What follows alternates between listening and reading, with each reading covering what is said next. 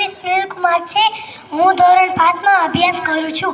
માનનીય આચાર્ય શ્રી, શિક્ષક શ્રી તથા મારા વાલા વિદ્યાર્થી મિત્રો, આજે હું 26મી જાન્યુઆરી એટલે કે પ્રજાસત્તાક દિન વિશે તમને થોડુંક કંઈ કહીશ, તે તમે શાંતિથી સાંભળો તેવી મારી નમ્ર વિનંતી છે। આપણા ભારત દેશમાં વિવિધ તહેવાર ઉજવાય છે, જેમ કે ધાર્મિક, રાષ્ટ્રીય તથા સામાજિક। તેમાં 26મી જાન્યુઆરી આપણો રાષ્ટ્રીય તહેવાર છે। 26મી જાન્યુઆરીના દિવસે આપણા દેશનું બંધારણ ઘડાયું હતું। આ દિવસે કોલેજોમાં, મોટી મોટી કચેરીઓમાં તથા શાળામાં રજા હોય છે તથા 26મી જાન્યુઆરીના દિવસે ધ્વજવંદન રાખેલ હોય છે।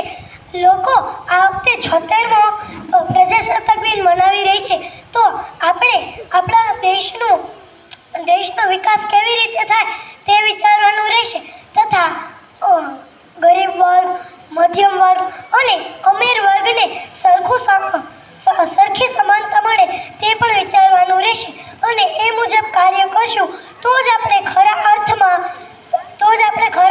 પ્રજાસત્તાક દિન મનાવી શકશું। જય હિન્દ, જય ભારત, અસ્તુ।